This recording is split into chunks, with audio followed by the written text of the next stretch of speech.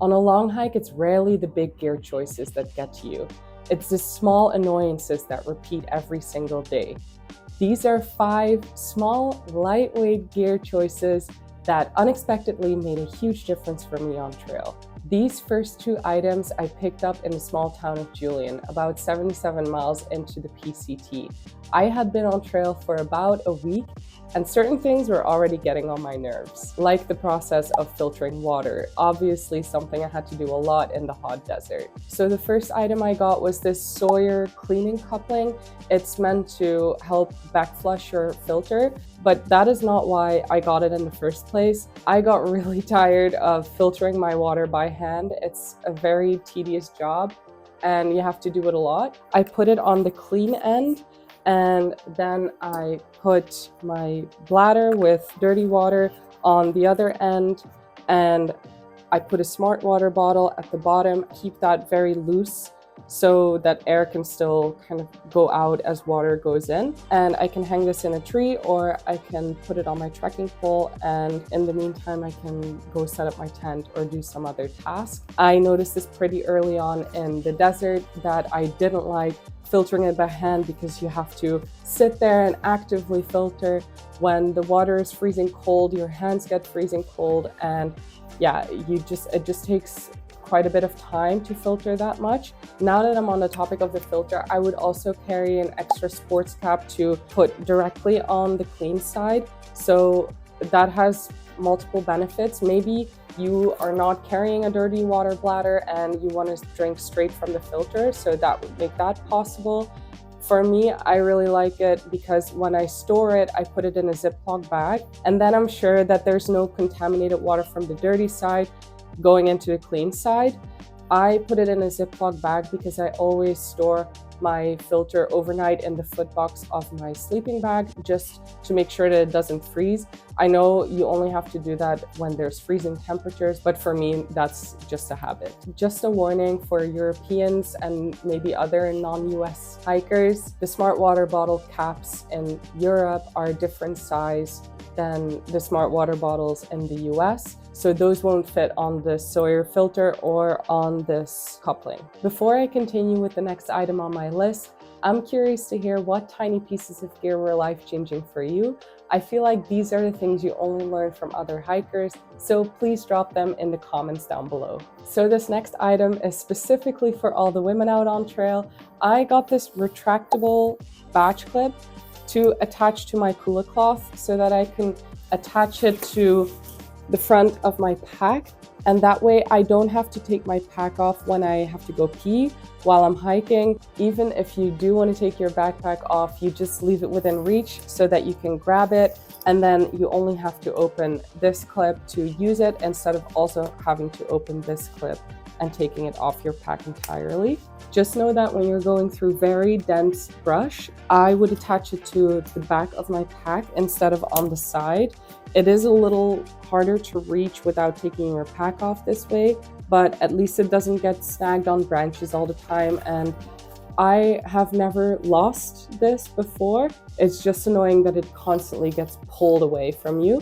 Again, while I'm on the topic here, I would also like to say that I love this cooler cloth. If you are hiking anywhere as a woman, I would highly recommend this. The next item I got before I started hiking is so easy, very cheap. I got this trash bag to waterproof my gear. I just stuff it in my backpack first, and then I add my sleeping bag and my dry clothes, anything else that I want to keep dry. I close it up, and then I typically add a heavy item like my food bag on top of it to close it off. And that way I also have the food bag in the middle of my pack, which really helps with weight distribution. I think there's almost a science to packing your bag, but I'm not going to go into that too much in this video.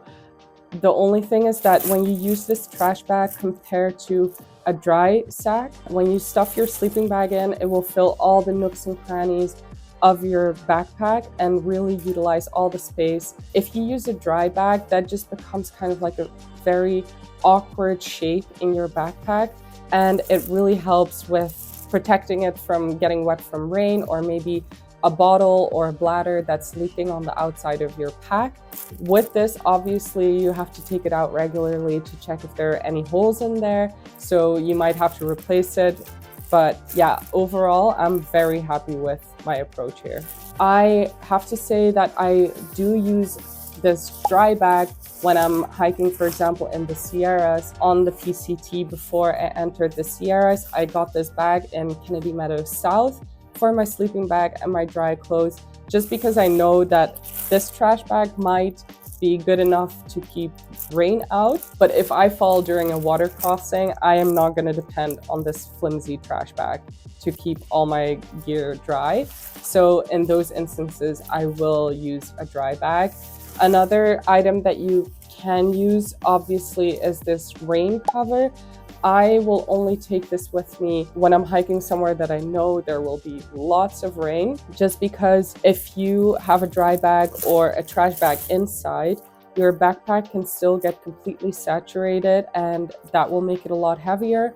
And also when you're hiking for a longer period of time and it rains a lot, then your backpack will be wet all the time, which is quite uncomfortable. So in those instances, I would use this rain cover, but any other time, I will leave this at home. It's just additional space and weight in your pack that, yeah, you're not using. So for example, on the PCT, I would recommend just using a trash bag for the desert section, and then you can grab a dry bag for the Sierras and send this back at the end of the Sierras and go back to the trash bag. I also read a lot about Nylofoon before I got on trail. I don't even know if I'm pronouncing that right. It's apparently a very lightweight, thin kind of trash bag to protect your gear. I never invested in it just because this works well for me. But if anyone has used this before, please let me know in the comments if it's worth it, and I might try it out. The fourth item on my list is these sun gloves from Outdoor Research. I obviously use them to not burn my hands. I also always wear a sun hoodie, and of course you can pull those over your hands as well, but for me, they just don't cover my fingers well enough, and these cover way more. I've seen loads of people on trail with burned hands, and it's just really hard to keep them out of the sun and let them heal. Not only do I like them for the sun, but also sometimes I have some rubbing from my trekking poles, and this glove really helps just avoid some of that irritation. Then the final item, I don't have this yet, but I do plan to buy one. It is a flip fuel. Someone I hiked with on the PCT had this. You can attach it to your gas canister that's almost empty, especially on a thru hike like the Pacific Crest Trail. I think it makes a lot of sense to carry one of these, unless you're cold soaking, of course. In every town and in every hiker box, you will find half-empty gas canisters. And I think it'll save you quite a bit of money if you carry the flip fuel to transfer it to your own gas canister. It will also save you a lot of stress finding new gas canisters somewhere in town. It's also really tiny and I think pretty lightweight, especially if you hike in a trail family or with other people. I think it makes a lot of sense if one of you carries a flip fuel. Of course, there's so much more to hiking than getting your gear dialed in like this, but it makes a bigger difference than you think.